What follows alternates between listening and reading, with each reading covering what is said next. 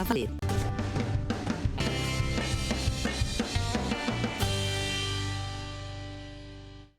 Ao longo da vida, o corpo da mulher sofre inúmeras mudanças. Desde a puberdade, os seios mudam de tamanho e são impactados por diversos fatores, como hormônios, gravidez, amamentação.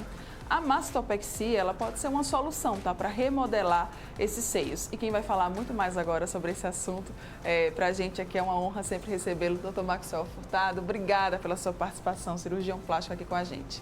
Eu que agradeço mais uma vez estar presente aqui no seu programa, Mara. Sempre muito bom, doutor. Vamos começar explicando, então, o que é a mastopexia? Perfeito.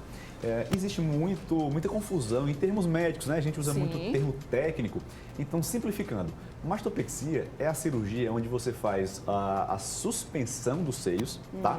Masto, seio, Pexia, suspensão. Sim. Então, você vai fazer a suspensão dos tecidos mamários, tá certo? Através de técnicas cirúrgicas, com a retirada do excesso de pele, levantamento da areola. E você pode ou não acrescentar uma prótese de silicone. Certo. Tá? Ainda tem essa possibilidade, Isso. Tá. A gente tem um vídeo, vou pedir para os meninos colocarem aí, para o pessoal de casa ou que está nos assistindo aí conseguir entender melhor como é que é feita essa cirurgia. Claro. Vamos lá.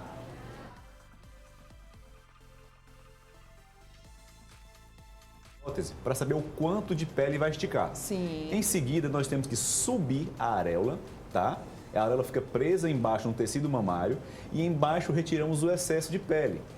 E como você vê nessa imagem, a paciente, ela ganhou uma cicatriz em T invertido, que é o padrão mais comum de mastopexia. Sei. Existem padrões, além do T invertido, tem o padrão de... a gente chama de vertical ou pirulito, entre aspas, Sim. que provavelmente tem uma imagem daqui a pouco que vai mostrar. E existe também a mastopexia periareolar, tá? Tá. Bom, ok. Aqui nos bastidores a gente já estava conversando sobre indicação, sobre quem deve fazer a mastopexia, tá? Então, essa tabelinha, ela, de maneira simples, ela mostra o seio normal. O que é o normal para o cirurgião plástico e para o mastologista? Você tem que se basear na dobrinha do seio, que a gente chama de sulco mamário. Então, se você prestar bem atenção, tem uma linha, um tracejado vermelhinho, tá? Sim. Tangenciando a dobrinha da mama. Se o seu seio ele está acima da dobrinha, normal, tá certo? Agora, a partir do momento que a tua areola começa a tocar essa linha tracejada, ou seja, a parte inferior da tua areola já está chegando perto do nível da dobrinha, Sim. sinal que é uma pitose, ou seja, queda do seio do grau 1. Se sua areola, seu mamilo já está abaixo dessa linha, nós já consideramos uma queda da mama grau 2. E quando sua areola já está apontando, olhando para baixo, como nós vemos na imagem, eu já considero a queda, a pitose mamária grau 3. Então, esse aqui é o perfil da paciente que procura os consultórios de cirurgia plástica. Sim. É aquela paciente que ela quer dar um up, ela quer levantar o seu seio, seja com prótese, associada a mastopexia ou não. Essa condição, Maxwell, pela sua experiência com as suas pacientes, acaba afetando muito a autoestima dessas mulheres? Não, com certeza. Então, assim, eu acredito que uma das cirurgias que mais impacta na autoestima da mulher é a mastopexia. Até mais do que apenas a colocação do silicone. Sim. Porque esse corpo que a gente vê aqui na imagem, esse corpo tem história. Então, esse corpo é um corpo de quem já foi mãe, é um corpo de uma pessoa que às vezes tem uma variação de peso, ou nem isso, ou então uma pessoa que sempre foi um pouquinho acima do peso ou não, e tem o desejo de suspender a sua mama. Sim. Então, quando a cirurgia, a gente consegue o resultado esperado, o grau de satisfação da paciente é muito grande.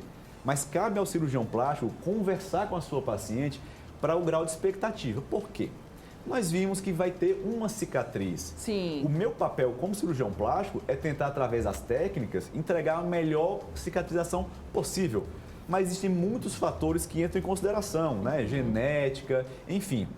Então, se a paciente está ciente, rimou, paciente está ciente da cicatriz que ela vai ter, mas que eu consigo uma remodelação, que eu consigo suspender esse seio dela, o grau de satisfação é muito, mas muito alto. Muito bem. A gente tem até aqui alguns exemplos, de cicatriz. Isso. Vamos lá. Resumidamente, nós temos 3 a 4 tipos de cicatriz na mastopexia. O mais simples seria uma cicatriz apenas ao redor da areola. Sim. E é onde a paciente mais tem dúvida. Doutor, se eu só vou ganhar uma cicatriz ao redor da areola, por que a maioria das pacientes não opta? Por essa, né? Mas tudo na vida, medicina, cirurgia plástica é uma troca. Bom, realmente seria mais fácil eu colocar ao redor da areola a cicatriz, mas eu consigo tirar muita pouca pele flácida. Então, a cicatriz ao redor da areola é para aquelas pacientes que têm muito pouca flacidez. Quase, você não consegue quase indicar essa cirurgia. E tudo na vida tem contraindicações. Para mim, qual é a maior contraindicação da cicatriz ao redor da areola? Como eu boto toda a força de tração para retirar a pele só ao redor da areola, é uma cicatriz que costuma ficar muito larga. Sim. Tá? Segundo plano, nós temos aqui uma cicatriz vertical ou então o pirulito, que a gente chama, Sim. né? Que é uma cicatriz ao redor da areola e uma vertical. Essa técnica já me permite tirar um pouco mais de pele do que a pele areolar. E por que eu não utilizo ela mais então? Porque ao fazer essa técnica, eu não consigo ter uma boa modelagem. É aquela paciente que fala, doutor, eu quero fazer uma mastopexia, eu queria conversar com você a menor cicatriz possível. Aí eu converso, bem, a cicatriz vertical no seu caso é possível, mas no final das contas não vai ficar tão modelado a parte inferior do seu seio. Talvez você fique com aquele gostinho de poderia ter saído um pouco mais de pele. Sim. E por último, temos o padrão em T invertido, que é o mais comumente utilizado. Acredito que 85% a 90% das pacientes. Por quê? Porque através desse tipo de cicatriz, como nós vimos no vídeo previamente, eu consigo tirar mais pele flácida, eu consigo uma modelação melhor, eu consigo dar ao seio aquele formato cônico, mais arredondado. Sim. Mas infelizmente é a técnica que te deixa com a maior cicatriz. Certo. Então, na vida é uma balança. É uma balança, né? Essa, se você quer, né, remodelar o seu seio, então essa daí seria a mais adequada. Todo mundo pode fazer, há alguma contraindicação? Idade, né? A partir de qual idade? O pessoal acho que deve se perguntar muito sobre isso. Perfeito. Então, não existe idade mínima. Mas como é uma cirurgia estética, nós esperamos que o paciente seja maior de idade. Caso não seja, aquilo está impactando psicologicamente, a gente pede para a mãe e o pai assinar um termo de responsabilidade, Sim. assinado ou não no cartório. Ah, minha filha está passando por isso está causando muito impacto psicológico, eu autorizo ela a fazer. Muito bem. Na verdade, a indicação é o corpo da mulher. Estou com o peito caído? Tô. Então eu sou uma boa candidata à mastopexia. Sim. Mas, como tudo em medicina, tem as contraindicações. Para você submeter um procedimento de mastopexia, que não é uma cirurgia rápida, muitas vezes a paciente chega lá no consultório e fala: ah, doutor, eu quero aquela cirurgia de tirar a pele, né? Rapidinho. Não. Uma cirurgia dessa dura em média 3 horas e meia, 4 horas. Porque, na verdade, tem uma remodelação total da mama. Sim. Então, se a paciente ela não está bem de saúde, está com uma doença descompensada, opa, vamos esperar um pouquinho, vamos compensar sua diabetes, compensar a sua pressão alta. Se é uma paciente que já tem alguma cicatriz no seio ou já fez outras mastopexias, Sim. a gente tem que pensar 2 vezes. Por quê? Quanto mais eu cortar o redor da areola, eu vou diminuir a circulação naquele local. Então já começo a ter um índice de complicação. Que quem já acompanha esse mundo da cirurgia plástica conhece o termo necrose, que é a morte da pele. Sim. Então, assim, a gente tem que ser muito comedido naquela paciente que já fez mais de 2 mastopexias ou 3, Certo. que é comum no consultório. Tá, era exatamente isso que eu ia perguntar, né? Vamos lá, fiz muito cedo a minha mastopexia e aí a gente viu, né, que diversas coisas podem acabar alterando, né, o nosso seio, a nossa mama. Posso fazer novamente depois de um tempo? Isso é possível? Isso é possível. Então, assim, daí a importância da consulta, né? Minha Sim. consulta, eu passo 1 hora conversando com a minha paciente, explicando. Se ela já fez uma mastopexia 10 anos atrás, eu pergunto, você lembra o seu médico, se ele colocou uma prótese muito grande, qual o tamanho da sua prótese? É só a primeira vez ou você já fez 2?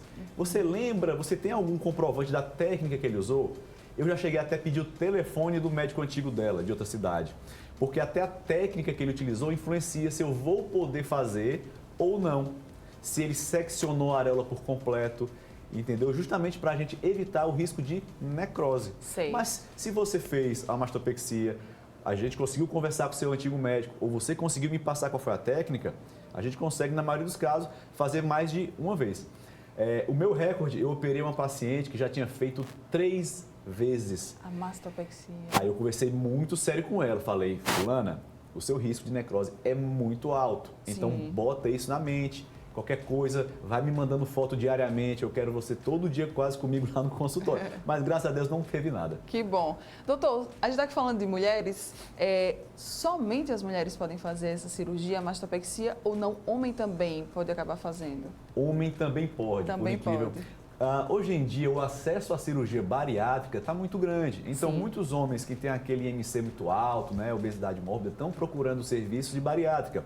Com a perda muito grande de peso na cirurgia bariátrica, ou até mesmo através de exercícios e dietas, o homem ele está enxugando peso, mas a pele não acompanha essa perda de peso. Então, ele acaba ficando com o próprio...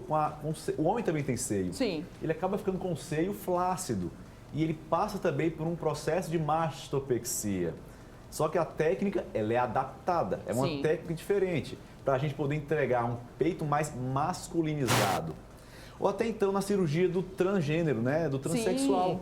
Porque ao tomar os hormônios, às vezes ele tem uma atrofia da mama.